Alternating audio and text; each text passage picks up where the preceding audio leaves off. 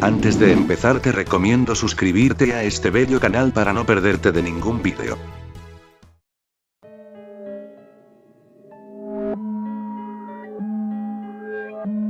La historia de la vecindad nunca fue una historia de suerte, sino de persistencia, de deudas y de un humor sombrío que disimulaba la miseria.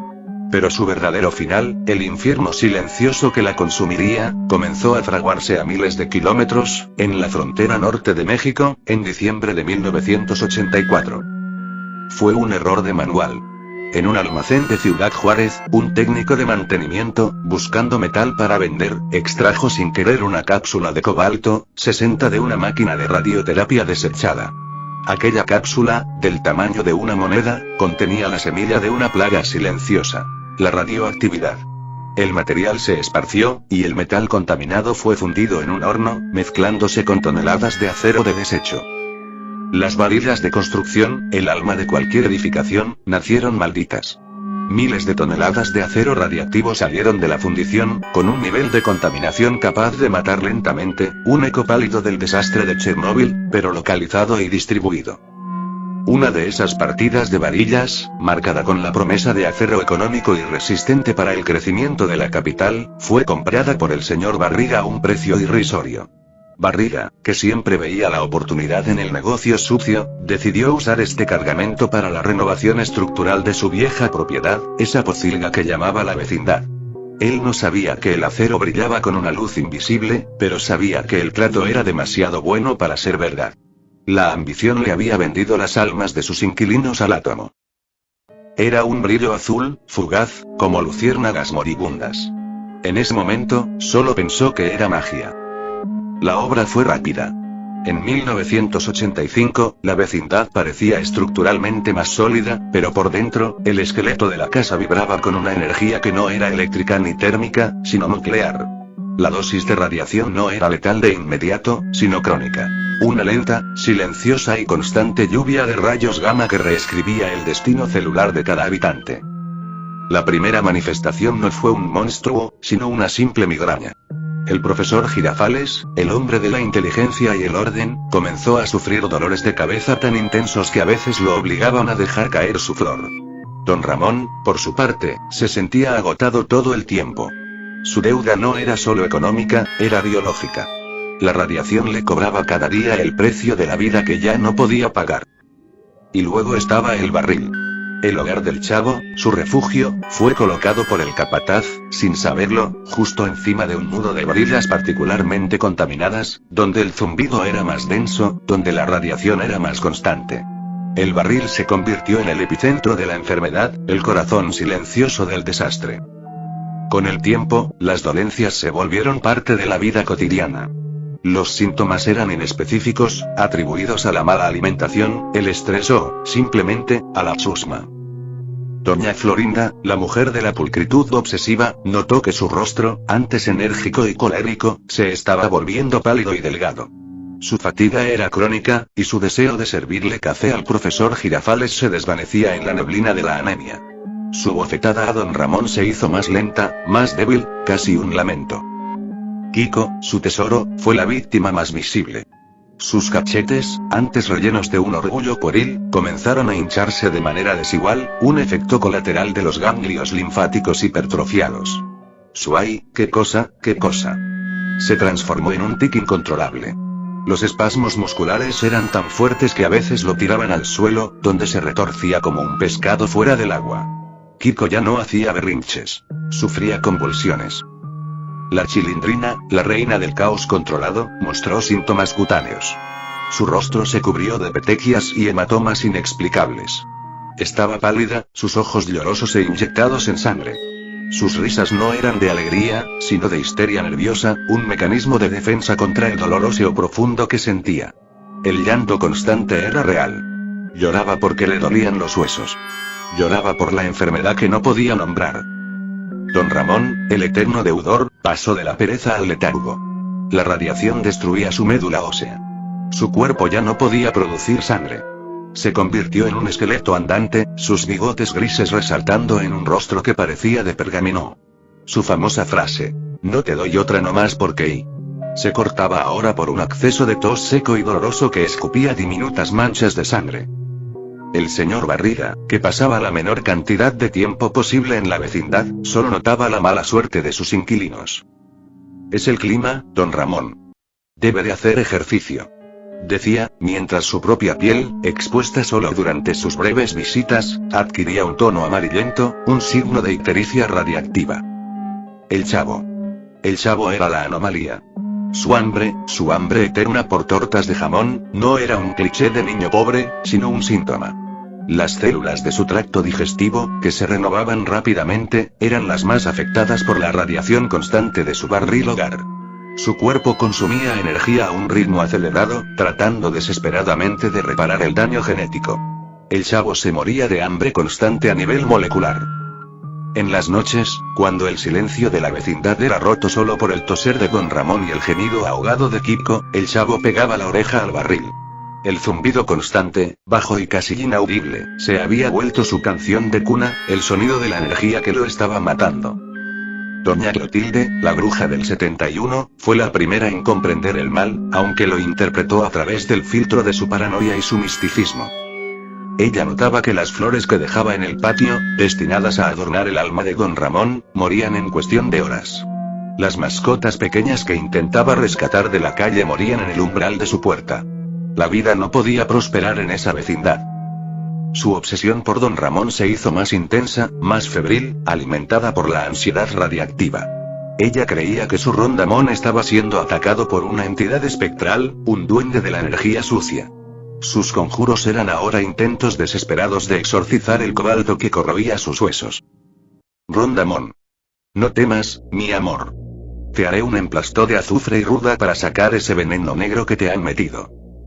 Don Ramón, demasiado débil para huir, solo podía murmurar: «Ay, doña Clotilde, ya váyase, me da más miedo usted que el cobalto», y se retractaba a media frase, sin saber la verdad de sus propias palabras. El efecto de la radiación se manifestaba en ella como una hiperactividad maníaca y alucinaciones visuales. Veía el aire parpadear con colores que no existían.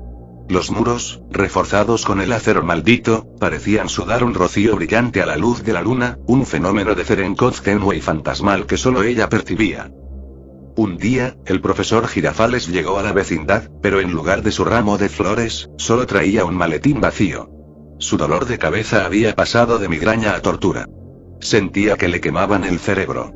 El zumbido constante, la frecuencia del cobalto que resonaba en el metal de la estructura, se había vuelto insoportable para sus oídos y su mente.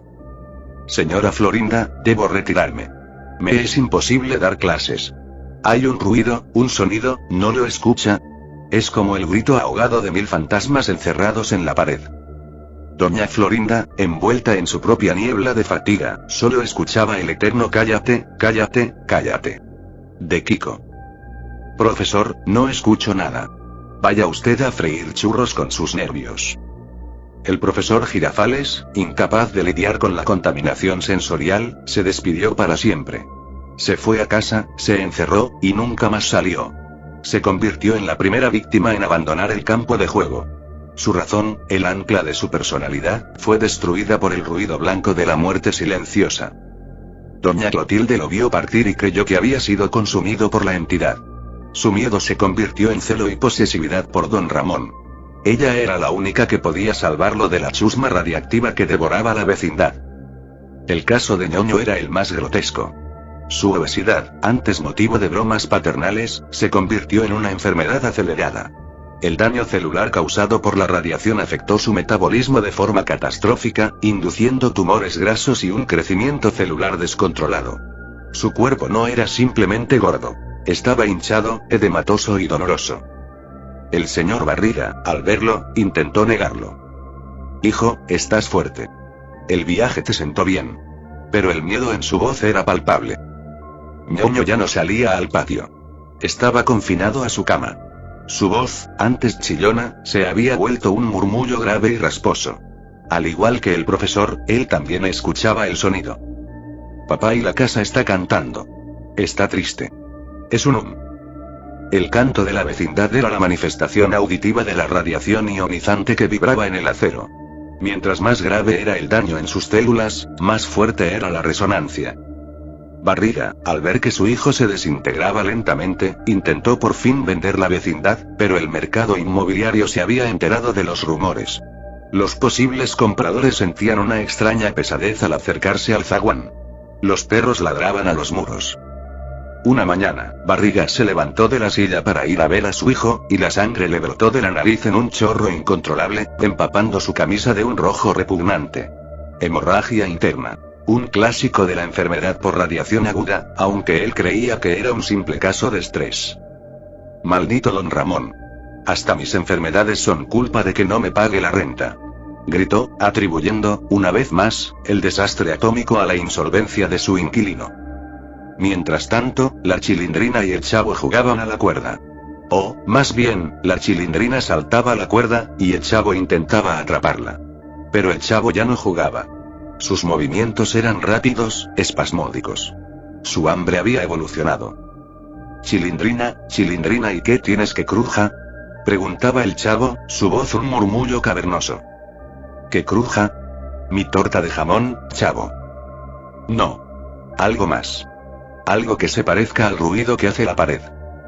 El Chavo miraba a Kiko, que se retorcía en el suelo en medio de una convulsión, su carne flácida moviéndose. El Chavo miraba a don Ramón, que era solo piel y hueso. El hambre del Chavo ya no era por comida. Era por la energía celular que le faltaba, la energía que el cobalto le robaba. Su instinto primitivo lo empujaba a buscar la fuente a esa energía, a consumirla.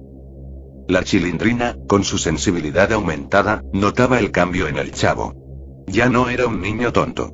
Era una criatura impulsada por una necesidad biológica aterradora. El Chavo ahora daba miedo. Su risa estridente y aguda se había vuelto el aullido de una bestia herida. El aire de la vecindad se hizo pesado, casi líquido. Las paredes, recubiertas por el cemento, mostraban grietas longitudinales a través de las cuales se filtraba una neblina rojiza y seca. El polvo de óxido de las varillas contaminadas. Don Ramón ya no se levantaba. Su cuerpo, demacrado, era una bolsa de huesos. Estaba postrado, tosiendo, esperando el cobrador final. Se había convertido en el deudor más moroso de todos, pues la vida le cobraba el último precio, el de su existencia. Doña Florinda, ahora esquelética, lo cuidaba con una atención maníaca. No por amor o por compasión, sino por culpa. Ella le había pegado, le había gritado chusma, cuando él solo estaba muriendo lentamente por un mal que ella no podía comprender. Su bofetada final se había disuelto en la impotencia. Kiko, aterrorizado por su propia carne, se escondía en el rincón. Su tic, su espasmo constante, lo estaba devorando. Cállate, cállate, cállate que me da miedo. Chillaba, pero el grito era para sí mismo, para el espasmo incesante de su propio cuerpo. La Chilindrina, al ver a su padre tan cerca del final, sintió una rabia helada contra el señor Barriga. Decidió enfrentarlo en su última visita. Barriga llegó tambaleándose. Su rostro era una máscara de hematomas espontáneos y un tono amarillento. Señor Barriga. Mire a mi papi. Usted tiene la culpa. Usted nos trajo la enfermedad. La Chilindrina. No seas insolente. El único mal aquí es la deuda de tu padre. Y si no me paga, lo desahuciaré. Gritó Barriga, pero la amenaza era hueca. Él mismo se sentía morir. En ese momento, don Ramón, con una última reserva de fuerza, se levantó de la cama. Sus ojos eran cuencas oscuras. Se arrastró hacia Barriga. Barriga. Ya no te debo nada, y murmuró, su voz como papel de lija. Y antes de que el señor Barriga pudiera reaccionar, don Ramón se desplomó. Su cuerpo golpeó el piso del patio con el sonido de un saco de piedras. No murió de la enfermedad. Murió de agotamiento, de haber pagado su última y más terrible deuda. La Chilindrina se quedó helada. No lloró. Su mente, acostumbrada al horror, solo se enfocó en el detalle. El señor Barriga, al inclinarse sobre el cuerpo, sintió un calor inusual emanando del muerto.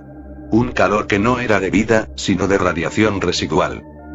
Barriga se levantó, su miedo finalmente superando su codicia. Vio la vecindad. Los muros sudando ese polvo rojizo, la vegetación muerta, el silencio roto solo por el zumbido. Me voy. Me voy. Gritó, y huyó de la vecindad para no volver jamás. Solo quedaban 3. Doña Florinda, Kiko y la Chilindrina. Y el chavo, que observaba desde la boca de su barril, su hambre insaciable agudizándose con la muerte. La muerte de don Ramón desató el caos final.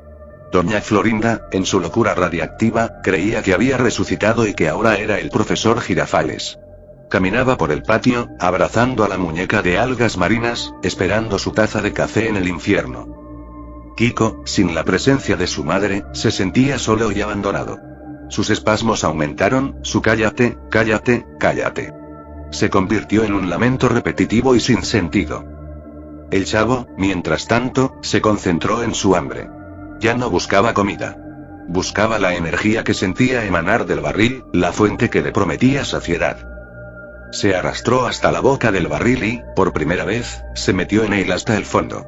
Allí, la concentración de rayos gamma era máxima. Sintió una especie de calor, una vibración que resonaba con el último latido de sus células moribundas. El chavo no era inmune a la radiación. La había integrado. Al salir, ya no era el mismo. Sus movimientos eran más erráticos, su piel más verdosa y sus ojos, antes grandes y expresivos, se habían reducido a 2 puntos negros hundidos, hambrientos.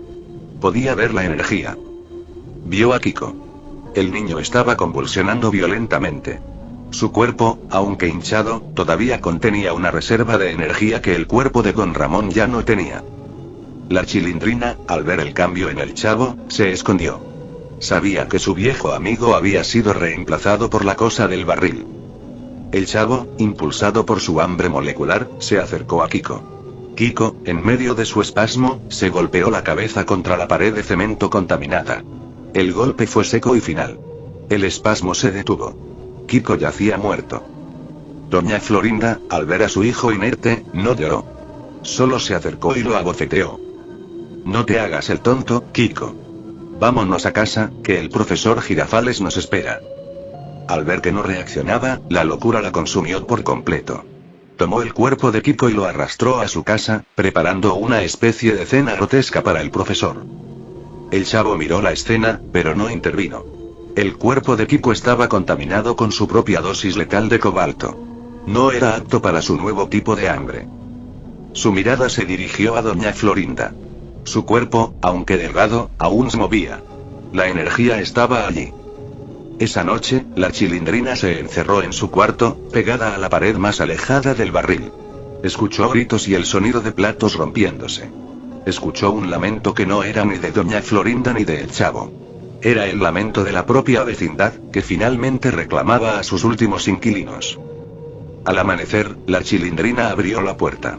El patio era una escena de pesadilla. La casa de doña Florinda estaba destrozada. Ella no estaba.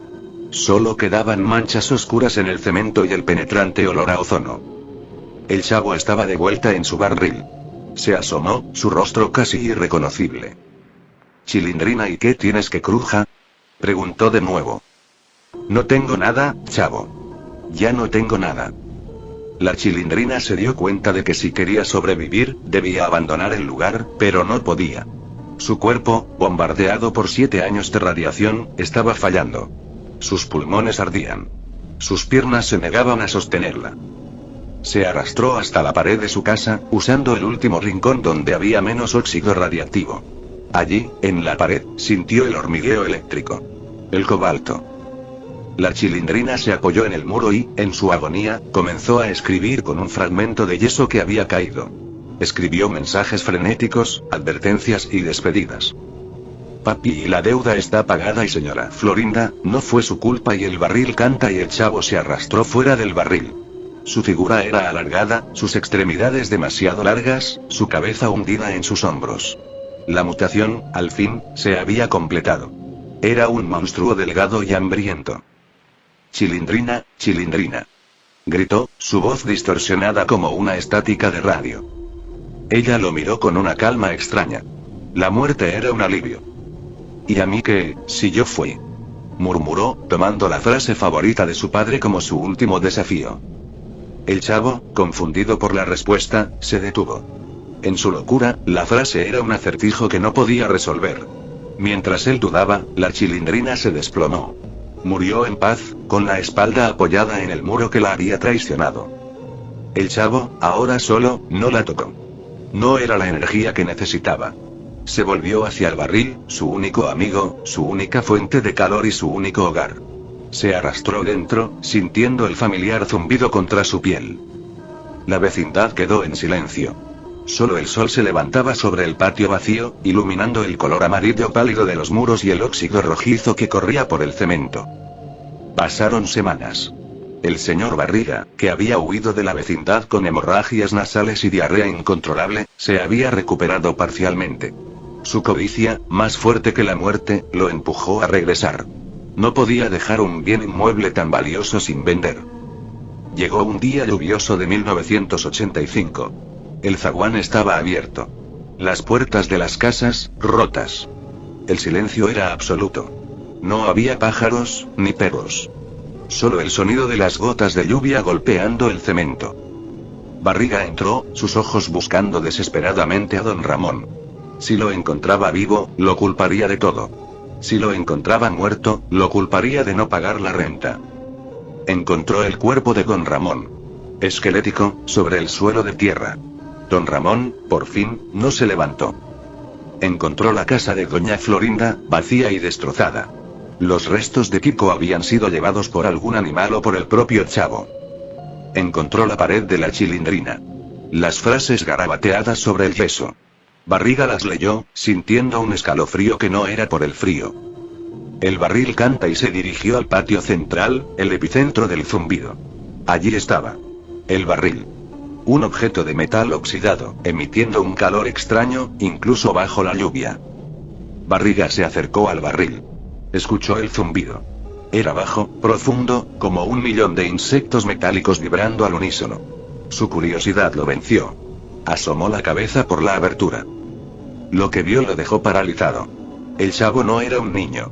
Era una aberración, un ser de piel verdosa y ojos incandescentes, delgado y largo.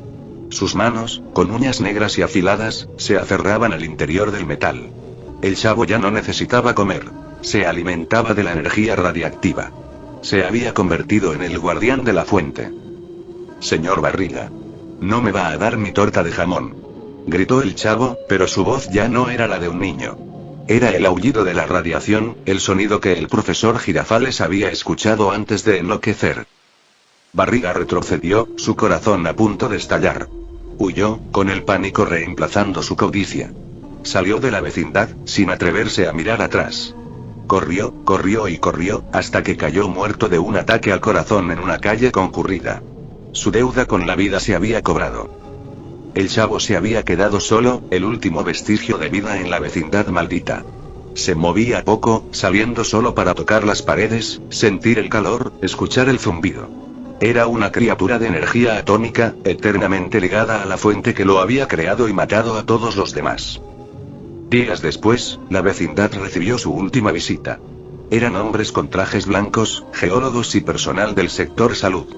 Habían seguido la pista de las varillas de Juárez y sus mediciones de radiación los habían llevado hasta allí. Sus contadores Geiger enloquecieron. El chirrido estridente de los aparatos llenó el patio, superando el zumbido. La vecindad era una zona de desastre nivel 6, un pequeño Chernóbil encapsulado en el corazón de la ciudad.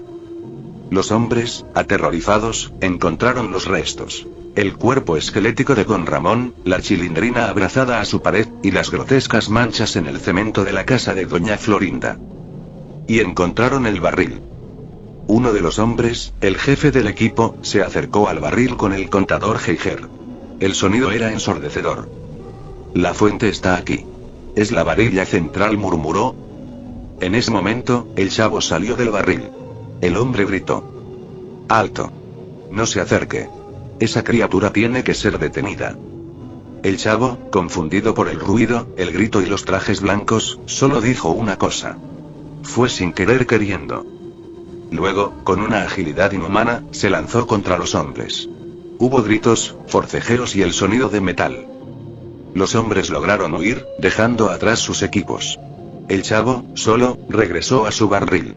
Ya no era una broma de niño. Era el guardián atómico de un horror. La vecindad fue sellada con planchas de plomo y hormigón, declarada zona de riesgo biológico y nuclear. fue tapiada por completo, dejando al chavo dentro, a su eterno zumbido. La vecindad ya no existe. Es solo un bloque de cemento gris, sin ventanas, en el corazón de la Ciudad de México. Pero la gente del barrio dice que, si te acercas demasiado, en las noches más frías y silenciosas, aún puedes escuchar. Puedes escuchar un zumbido bajo, constante. El sonido del cobalto que sigue irradiando, que sigue descomponiéndose. Y, a veces, sobre ese zumbido, se superponen otros sonidos. El llanto agudo de una niña. El tosido seco de un hombre flaco. Un grito ahogado. Cállate, cállate, cállate. Y, por último, una risa. Una risa que no es de alegría, sino de locura y hambre eterna. Es la risa del chavo, el eterno habitante, el único que prosperó en el desastre. Él sigue allí, en la oscuridad, en el corazón de la ruina, alimentándose de la energía atómica que lo condenó. Dicen que si le susurras a la pared sellada, el chavo te responderá con su frase final, ahora más un lamento espectral que una disculpa. Fue sin querer queriendo y el sonido del cobalto, 60, el precio de la avaricia, el final de la inocencia. El eterno zumbido del barril es el último epitafio de la vecindad. El chavo siempre está allí, esperando su última torta de jamón, la que nunca podrá pagar ni devorar.